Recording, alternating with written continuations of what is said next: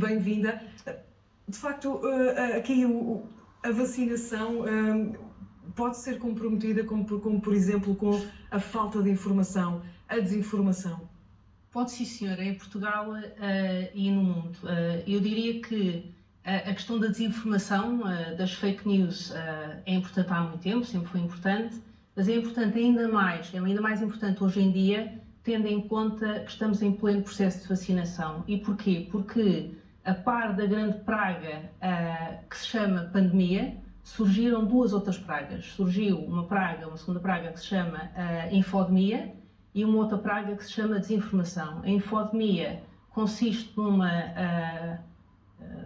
avalanche, não sei muito bem como se chama, avalanche de informação. Há alguma informação fidedigna, mas basicamente a informação não fidedigna, não alicerçada, não fundada, e a desinformação que confunde o consumidor, e a desinformação da qual é expoente máximo as fake news, consiste em informação falsa, também não fidedigna, não alicerçada e que é disseminada maliciosamente. O que é que sucede? Sucede que esta desinformação, não lhe vou chamar informação, tende hoje em dia a incidir sobre a pandemia, qualquer faceta da pandemia, também sobre a vacinação, correndo rumores segundo os quais, por exemplo, a vacina contém um microchip ou muda o ADN das pessoas ou gera infertilidade, coisas assim. Portanto, incide sobre a pandemia, dissemina-se à velocidade da luz, sobretudo por causa das redes sociais, e abrange uma quantidade infindável de consumidores. Aliás, segundo a grande revista Science, essa chamada desinformação corre mais rapidamente e chega a um número maior de pessoas do que a verdade. É interessante.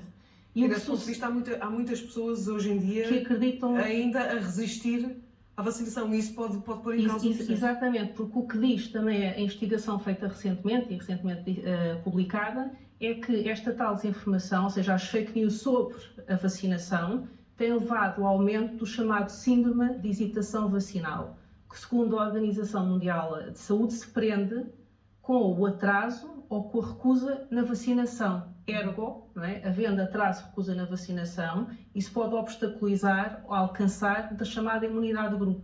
O problema está aí. E foi por isso que a Organização Mundial de Saúde rapidamente estabeleceu frente de combate, chamemos assim, a dois níveis. Por um lado, em sede de pandemia, com a ciência, com a investigação, desenvolvimento, apelando à indústria farmacêutica, e por outro lado, em sede de informação, ou seja, infodemia, desinformação, através da sua rede de informação relativa às epidemias. Agora, a questão seguinte é porque é que é difícil acabar com isto. Quer dizer, porque é que a OMS tem feito um esforço brutal, colossal, para pôr termo às fake news, e porque é que tem dificuldade.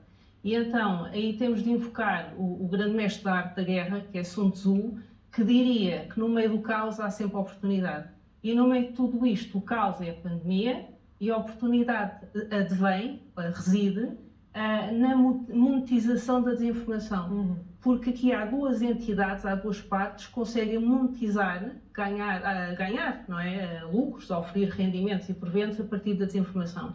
Por um lado, as próprias plataformas digitais, que através de publicidade direcionada ao utilizador conseguem oferir rendimentos a partir dessa desinformação, sendo certo, e agora há que dizer a verdade, que o que oferem aí é imenso, não é? Estamos a falar de montantes volumosos, mas que para eles não são significativos. Mas há outra parte da questão, desta equação, que ganha dinheiro, que monetiza a desinformação, de forma que faz sentido para essa tal parte e que incentiva o processo de desinformação. E são as entidades, os titulares das páginas, por exemplo, no Facebook, que contêm a desinformação, não é? Porque por isso mesmo é tão difícil de combater, não é fácil, dados os interesses gigantescos que estão envolvidos nessa transmissão. Exatamente. Por isso é que é difícil de se perguntar às plataformas digitais, elas não dirão isso, não é? Dirão que estão a fazer os possíveis e os impossíveis para eliminar, para rotular, para fazer face à desinformação, mas não chega. Porque uma vez disseminada, a desinformação é difícil de combater em sede de danos.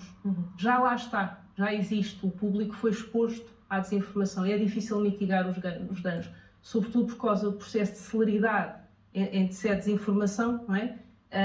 que leva a que seja rapidamente alastrada. Não é? E como é que os Estados podem combater isso? E deve ser um esforço concertado, por exemplo, ao nível europeu, ao nível mundial. É mais eficaz se os esforços forem concertados? Sim, absolutamente, exatamente. Eu acho que tem que ser feito a nível internacional, não é? Tem que ser feito também pelos Estados, tem que ser feito esse combate também pelas entidades privadas e até pelos mídias. Portanto, a OMS, a nível internacional, tem coordenado tantos esforços neste contexto, tem feito colaborações e parcerias com múltiplas entidades pelo mundo fora, de forma a entender a desinformação, porque é difícil tomar ação ou optar pela omissão sem perceber o fenómeno em causa, não é? Portanto, a primeira coisa é entender o fenómeno em causa. Por outro lado, tem constantemente disseminado informação fidedigna, genuína, no sentido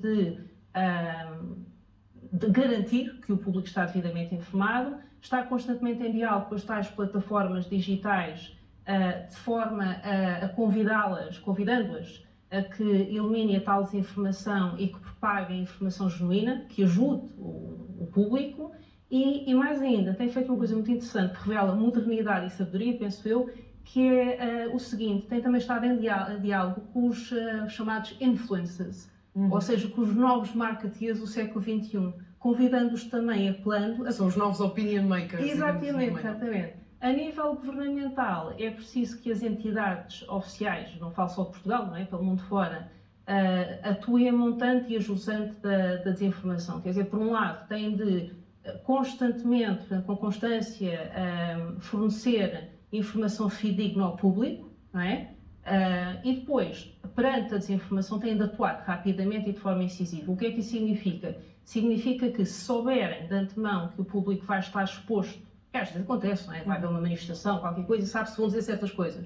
Há logo que avisar o público, de dizer ao público que pode vir a estar exposto à desinformação. Porquê? A terminologia não é minha, não quero ofender ninguém.